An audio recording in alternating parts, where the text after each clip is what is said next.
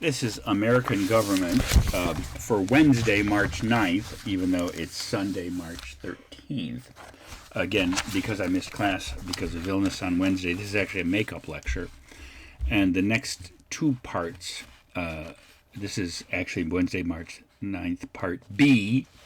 And for tomorrow, Monday, March 14th, I'll also record a lecture and probably divide it into two, as I said before, because nobody should be forced to listen too much of me at one time. That might be harmful to your health. So maybe this recorded lecture should have a printed warning underneath it. Warning. Danger. Your health is in danger by listening to this strange bearded man. All right. So here's where we left off from our lecture on federalism. And that is, we saw in the first part of this lecture the goods of local, strong, state-oriented government, and then the goods of strong national government. And the last point I made was the Constitution clearly tries to have both. Now, there's no question that given the supremacy clause in Article 6, ultimately, the Constitution, first of all, as you remember from the preamble, the people of America are the source of the power of the Constitution. And Article 6 says, this Constitution is the supreme law of the land. Then comes the laws and treaties of the national government. Then comes the states.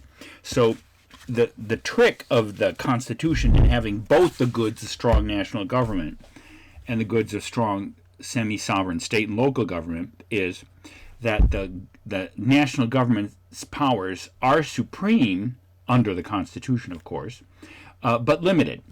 And so, as we're going to see, finding the balance is, and this is why the issue of federalism, as I said at the beginning of the last part of the lecture, at the beginning of the first part of this lecture, I should say, is that it's the longest, most enduring source of tension in our system, and most political issues tend to get articulated within that division of power between the national government and the states. And so it might be helpful, before we turn to the great court case that first articulated this, McCulloch v. Maryland, which was 1819. Let me just give a little bit of historical background. And also Wilson Chapter 3 is very good on this too.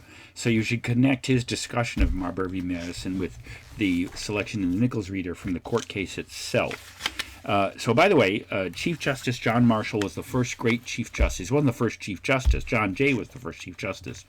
But then only a number of people served until John Adams, President Adams, appointed John Marshall, the Chief Justice of the United States, who served then for 34 years. And he put his stamp on much of what comes to be fundamental constitutional law. We'll turn back to this issue later on in the course when we turn to the judiciary and the great case of Marbury v. Madison in 1803, which turned on the appointment of John Marshall and other judges in the election of 1800 and 1801. So anyway, we'll see that this court case speaks to the first set of limits on the power of the states and localities within our system, or which answers the question, when should the interests of the whole or the whole national government prevail over the power of the states? And we'll see that this first limit on state authority within the constitutional system is when the goods of the whole outweigh the interests of the parts. And you'll see that's the key to Marshall's understanding of interpreting the national government's powers in Article 1, Section 8. It might be useful for you to turn to the Constitution momentarily, and let's just review Article 1, Section 8. And it'll help for you to understand the arguments which both parties make, the state of Maryland and McCulloch. We'll see who these people are in a minute. And again, you should look at the discussion of these things in Wilson Chapter 3. But after creating the Congress in Section 1, a bicameral Congress, and then creating the House in Section 2 and the Senate in Section 3, and then going on to create, to regulate elections, the internal business of each house, the internal business of each house, in Sections 4 and 5, and the privileges and immunities of individual members of Congress in Section 6, and then in creating the process for creating a law in Section 7, how a bill becomes a law. Then Section 8 of Article 1 then turns to the specific listed powers. And it lists, and again, this is where you can see why the Constitution was a correction of the deficiencies of the Articles. So whereas the Articles had no power to raise money, raise an army, raise taxes, etc., clearly, I'll just go a quick rundown of the major parties. I won't go through all of the powers, but there are 17 specific powers listed, and we'll come to the special 18th clause, which becomes the subject of this court case in a minute. So, Clause 1, under Article 1, Section 8, the Congress shall have the power to lay and collect taxes, duties, and imports. Clause 2, to borrow money on the credit of the United States. 3, to regulate commerce with foreign nations, several states, and the Indian tribes. 4, to establish a uniform rule of naturalization. 5, to coin money. 6, to provide to the punishment of counterfeiting of securities and money. 7, to establish post roads and post offices. 8, to promote the progress of sciences by patents. Clause 9, to constitute a tribunal inferior to the Supreme Court. Now, by the way, that's a redundancy, since Article 3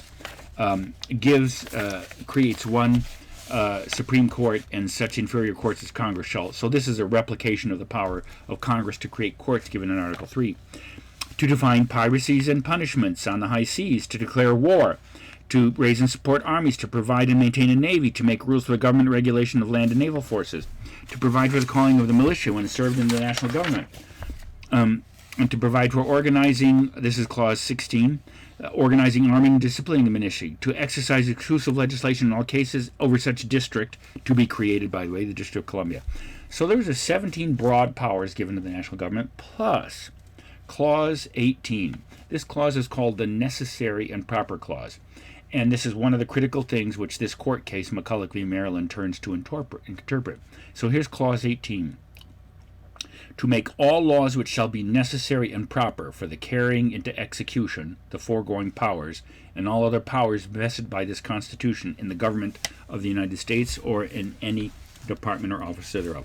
This is sometimes called the Elastic Clause, because in addition to the 17 specific broad powers mentioned previously, this says, and to pass any other law that may be necessary and proper for giving the national government power. Now, just so you'll be aware of the constitutional arguments that Marshall makes, don't forget that in the next section of Article 1, after granting in Section 8 the powers to Congress, what Congress can do, then in Section 10, it puts limits on the national government, saying what Congress can't do.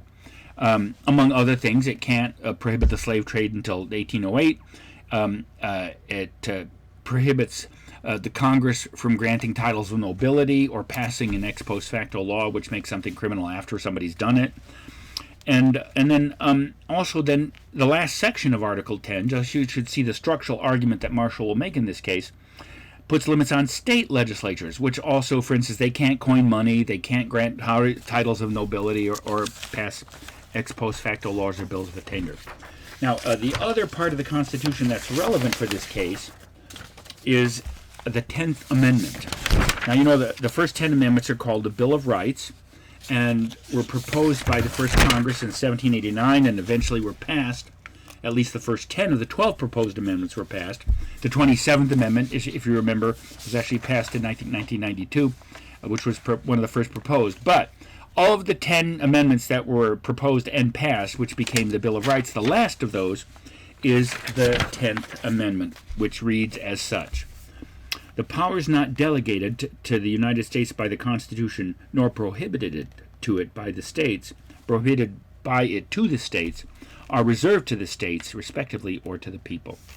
So, with that in mind, with that constitutional text in mind, let's turn to the issues of McCulloch v. Maryland and the court case. Now, as I mentioned in the opening to the first part of this lecture, the issue of the division of the powers between the state and national governments has been the most common and enduring source of tension in our political system. And indeed, it represented the first great controversy under the new Constitution. And that was the creation of a national bank. And Hamilton proposed this, and President Washington adopted it. If you've seen the musical Hamilton, or if you've read, and by the way, again, Wilson Chapter 3 has a good history on this. you know that this was the first great controversy because, and in fact, this led to the formation of the two-party system in the 1790s and early 1800s. So Hamilton and the Federalist Party and President Washington argued that we should have a national bank and Congress can create it. And Jefferson and Madison argued that we shouldn't have a national bank and that Congress doesn't have the power to create it. Now, as you're going to see, it's an easy argument as to why Congress doesn't have the power to, because if Article 1, Section 1 says all legislative powers herein granted shall be vested in the Congress, what do you notice when you look at those 17, 18 powers that I just read through in the text of the Constitution? You'll notice that the power to create a bank isn't given there. And therefore, Madison and Jefferson and the opponents of the bank, their constitutional argument was that if it isn't listed, Congress can't do it, which is, by the way, is not a stupid argument to make. It's a natural premise of all lists, that what's on the list is doable, what's not on the list isn't doable. So, as you're going to see, here's how the court case came about. The national government then, under the Bank Bill of 1792, created a national bank. And then it opened, let me just say, and it was so controversial that when Jefferson and the Republicans won election in 1800, the bank was so hated and still considered to be unconstitutional that the Republican that they let its charter lapse, and that was the first bank of the United States. Well, as you know, Jefferson served 2 terms, and then Madison was our 4th president. And it turns out by the time that Madison was elected in 1808, Madison himself came to see the goodness and the necessity of a national bank. And so the Republican president in Congress actually commissioned the second Bank of the United States in 1816. And then, nevertheless, the bank was still so hated. Remember, this was the main political divisive issue up until the time when slavery and tariffs came to dominate our national politics in the 1820s and 30s. So, interestingly enough, Madison, as Republican president, had come to see the necessity, and the Republican Congress did, in fact, create the second Bank of the United States. So, but that bank was just as, and for a little bit of history, it was President Jackson who, in 1828 and 1832, so hated the bank that he actually destroyed the national bank, the second Bank of the United States, by withdrawing all the money and putting it in state banks and private banks, which then led to one of the great economic crises of the country in 1836. But to go back to the issue, so Congress created a second Bank of the United States and opened a branch bank in Baltimore, which is within the state of Maryland. Well, the state of Maryland, the bank was so unpopular that the state of Maryland passed a tax on all banknotes, bank transactions, not incorporated by the state of Maryland. Well, at that point, there was only one bank in the state of Maryland that wasn't incorporated by the state of Maryland, and that was the Bank of the United States. So the clear intent of the state law or tax was to destroy the national bank. Why? By taxing its bank products so they would be economically competitive with the rest of financial transactions in Baltimore and Maryland. McCulloch was the clerk of the bank, refused to pay the tax, and so the state of Maryland took him to court, and McCulloch lost, by the way, and the state of Maryland won in both the city courts and county courts of Baltimore, and that was appealed all the way up to the state Supreme Court of Maryland, and the state of Maryland won in each of those. And therefore, the Constitution allows, whenever there, in Article 3 says that the judicial power of the United States shall expend to any controversy arising under this constitutional laws of the United States, etc. So, even though most state laws and state cases never get up to the federal courts, since this involved an interpretation of Congress's power under the Constitution and a national law, it was able to be heard by the Supreme Court on appeal from the state court, and that's why this court case is called McCulloch v. Maryland. And so what I'm going to do is present this case as a kind of a dialogue, primarily between Chief Justice Marshall, who, as you're going to see, does actually argue that the bank is constitutional, etc., and a dialogue between him and the state of Maryland. And you'll see the components of the dialogue occur around 3 primary issues of interpretation. the nature of the enumerated powers of Congress, the listed powers under Article 1, Section 8, the nature of the necessary and proper clause, which was Clause 18 of that section that we read, and the 10th Amendment. Now, as we'll see, the conflict between the national government and the state raised two critical constitutional questions, and they were, can Congress create a bank? And you'll see the answer, Marshall's answer is yes, even though it's not specifically listed, and we'll see his arguments as to why the Constitution permits that. But don't forget, this also involved a second constitutional question, where we had a state under the Constitution taxing an instrument of the national government with, by the way, the intention to destroy it. So the two great constitutional questions of this case are, one, can the Congress create a bank under Article 1, Section 8, etc.? And second, can a state tax the bank? And we'll see that Marshall's answer to that is no, for reasons that we'll see. So let's continue.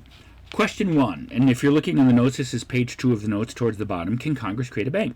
And then Maryland's theory is that it's called the strict construction of Article 1, Section 8, that Congress can only do those things which are specifically or expressly listed. Not listed, can't do it. And so you'll see Marshall's first rejection of that argument is well, obviously Congress's powers are listed, but it's not a question of whether Congress's powers are listed. He says everybody agrees that Congress's powers are enumerated or listed. The question is how to read those powers. And you'll see Marshall's argument is this is not only how to read those powers, but the Constitution, which could be called a broad or the liberal theory of interpreting the Constitution, which is, look, the Constitution is a legal code where everything is stipulated. Rather, the Constitution is intended to be the Constitution of a great nation to endure through the crises of national life. And if that's the case, how should you read the powers of the national government? Not strictly like a shopping list, but rather broadly. And in fact, Marshall calls these powers are, as you'll see towards the bottom of the page on page 2 of the notes. Whereas Maryland sees the Article 1, Section 8 as a strict listing of everything Congress can or can't do, Marshall says no. What the Constitution does is list the great ends. The great ends. Note the presence of the word "great," therefore. Those powers are to be listed, are to be interpreted broadly. So even though the powers of the national government are specific, they are to be read broadly and expansively. Now, if we're playing opposite games and I give you a term and you give me the opposite, if I say day, you'll say night. If I say boy, you'll say girl. If I say Dr. Dunn, you'll say a human being. So if I asked you, what's the opposite of ends? Some of you would say beginnings, yes. But generally speaking, what I mean here is ends versus means. We understand the ends to be the great purposes of things, and means are the instruments by which we seek them. So you'll see this leads to the next layer of argument between the state of Maryland and Chief Justice Marshall. So if what is listed in Article 1, Section 8 are the great ends of government, it doesn't list the means, and Congress is left the choice of means. But what kind of means? And here's where Maryland brings in the 18th clause that we read in Article 1, Section 8, that what the necessary and proper clause does when it says, and to exercise all laws which shall be necessary and proper to bring the prior powers into being. Maryland is arguing that the necessary and proper clause is a limit and can limit Congress's choice of means to only those things which are absolutely necessary. So to give a quick example, everybody would admit, because we just read it in Article 1, Section 8, that Congress has the power to build roads, post roads, and post offices. So let's say you're building a road and you come into the Mississippi River and you have to stop because what isn't given is the power to build bridges. Yet even Maryland would say, okay, if Congress has the power to construct roads, you really almost necessarily have to include the power to build bridges, unless you say the Congress can only build ferries. But the Constitution doesn't say that. But even Maryland would admit that a bridge is a nearly absolute means to having a road.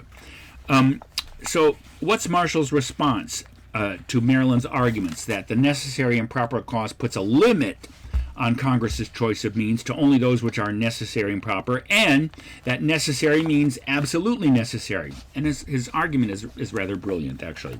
First of all, he says, where is the necessary and proper clause found? It's found in Article 1, Section 8, and not in Article 1, Section 9. Why is that important? Because what's the function of Article 1, Section 8? Is to give Congress power. And the function, as we saw in Article 1, Section 9, is to limit Congress's power. If the necessary and proper clause was meant to be a limit on Congress's choice of means, then it would be in Article 1, Section 9, not Section 8. Moreover, and this is quite brilliant on Marshall's part, he says, if the framers of the Constitution wanted necessary, as in the necessary and proper clause, Article 1, Section 8, Clause 18, to mean absolutely necessary, they could have said so. Well, how do you know that? Because it turns out in Article 1, Section 10, go ahead and read it, it says that states may charge impost revenues, but only that which is absolutely necessary for their own regimen of state inspection of incoming goods.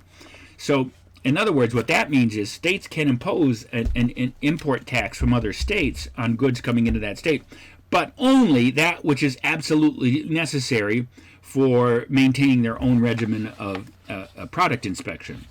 So Marshall has a point.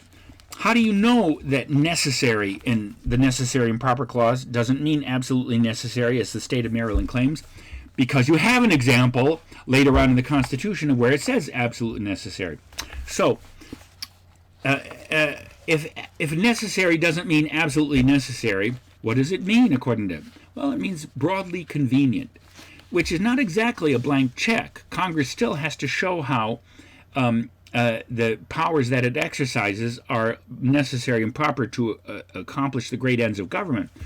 But you have to see that broadly convenient, which is the basis of the expansion of the national government to some degree during the Civil War and in the 20th century, as we'll see, is quite different from absolutely necessary. Moreover, Marshall has an interesting response to the 10th Amendment argument. Now, I read you the 10th Amendment, and here's the critical thing which Marshall points out. Yes, the 10th Amendment says whatever powers the national government doesn't exercise, the states can. But Maryland has done something interesting, and it has added the word through interpretation expressly. Now, you might remember that Article 2 of the Articles of Confederation says, Article 3 of the Articles of Confederation says, that any power not expressly granted to Congress is reserved to the states under the Articles. Well, the 10th Amendment leaves the word expressly out. So Marshall says the 10th Amendment doesn't actually put a limit on the national government's powers in favor of the states. It just says, it reminds you that the states can do whatever the national government hasn't chosen to do, which is a very different interpretation. So that's why Congress can create a bank. Even though it's not expressly granted, a bank is a convenient means to the greater powers of like raising revenue, regulating commerce, etc. The second great question, can the state tax the bank? Now, why would Maryland think that it could tax the Bank of the United States? Because where is that branch bank located? It's located in Baltimore. Where's Baltimore located? It's located within the sovereign state of Maryland. And we know that wherever a state or a nation's boundaries exist, that's where its sovereignty exists. So, do the states have sovereign power over whatever in their borders? Yes, except when it comes to an instrument of the national government. Whom does the national government represent? The whole American people. Whom does the state of Maryland, the government of the state of Maryland, represent? The people of the state of Maryland. Which is greater, the whole of the American people or the part which is the people of the state of Maryland? Clearly, the people of the state of Maryland is a part of the whole of the American people, and the whole is greater than the part. And because of that, the part cannot, and the other part of the argument that Marshall makes is, to tax something is the power to destroy something. Now, and that's true, by the way. You can make something, you can make people stop doing something by rendering it illegal, like you can make marijuana illegal, and smoking cigarettes is still legal, but the way that the federal government is trying to get you not to smoke cigarettes is by raising taxes so high that it becomes economically prohibited. So technically, you could tax something so high that you regulated it out of existence. To admit the power of a state in the constitutional system to tax a national government would be to admit the power of a state to destroy the national government, which would be the power of the part to destroy the whole, and the whole is greater than the part. So here's the first great limit you have on the power of the states within the national government. Whenever the interest of the whole is necessary through national legislation or treaties, that takes precedence over the states, and the states have to literally submit and yield to the national government. Now, I'll finish with the second great limit on state power in our system, and that's when the fundamental rights of Americans are at stake. So this second kind of limit on state sovereignty or power is presented in the Lincoln-Douglas debates. Now, you remember the Lincoln-Douglas debates occurred in Illinois, 6 debates in public between Abraham Lincoln and Stephen Douglas, who were running for senator from Illinois. Even though the 17th Amendment had not been passed yet, the state legislature still chose senators yet. By that time, there were still popular campaigns for senators, and oftentimes the state legislatures would follow whomever the popular will supported. And so Lincoln and Douglas staged 6 debates. And by the way, everyone knew that these 6 debates in Illinois in 1868 for senator would be a prelude to 1862 years later, when of course they were the main issues between Lincoln and Douglas and the Republican and the Democratic parties in the election of 1860 over slavery. So remember, with that in mind, what's the position that Douglas is arguing? Now, remember, the great question was not whether or not slavery in the existing states could be eliminated. It was protected, as we saw, in the constitutional system. Rather, the question facing the nation in the 1850s and 60s was whether the national government could prohibit slavery expanding to the territories, so that if you admitted slavery into the territories, then when a slave territory wanted to become a slave state, it would become a slave state. So the great question was not eliminating slavery within the existing states, but restricting the spread of slavery through the addition of new territories. And Douglas argues that the majority of a territory, and this is what he called popular or state sovereignty, that this was the fundamental American principle because it's majority rule. And so his argument was the majority of the people in a territory should decide whether or not to admit slavery, that the national government couldn't do this as it had done under the Missouri Compromise. So in some ways, if Douglas is right, this is the way he would imagine it. The majority in each state would determine if slavery is an acceptable policy, and then, when that territory became a state, it would come in as either a slave or a free state. So, in some ways, why is that? What's the debate between these two guys? In a way, Douglas is arguing that the fundamental, and by fundamental here, I mean foundational, the principle on which all other things in the system rest, is majority rule. And America is a popular form of government, and majority rule is a critical American principle. That's how the Congress works, and that's how most levels of government work. So it's true, we believe in majority rule. But Lincoln's disagreement is that while majority rule is a fundamental, foundational principle, it's not the fundamental political principle in America.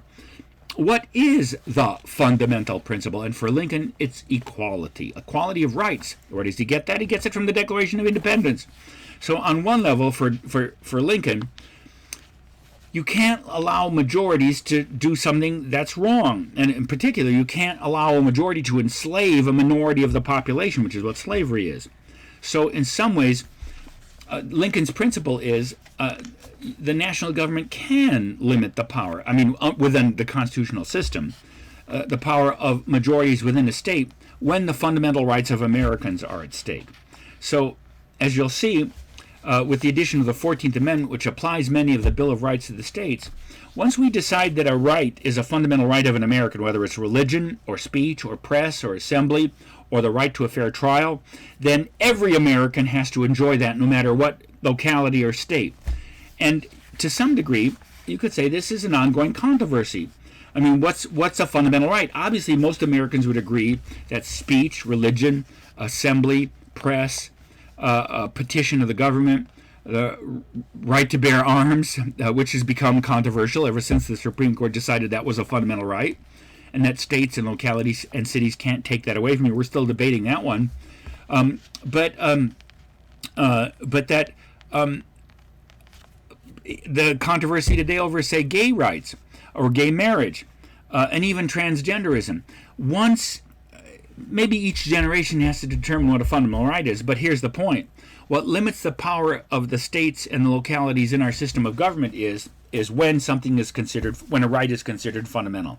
Because if a right is fundamental to American life, then shouldn't all Americans enjoy it equally, no matter where they live and under what state they live? So here, in these two selections, McCulloch v. Maryland and the Lincoln-Douglas debates, you see how in our constitutional system a balance, or a kind of dividing line is struck. And what these two selections answer is when the interests of the nation should predominate over the interests or power of the states. When the interest of the whole is at stake, as in McCulloch v. Maryland, and when the fundamental rights of Americans are at stake, as in the Lincoln-Douglas debates, etc. So this covers the material that I would have covered on Wednesday, March 9th. And so in the next two segments, I'll cover the material for Monday, March 14th. And then on Wednesday, the 16th, when we resume in-person classes, we'll turn to Congress.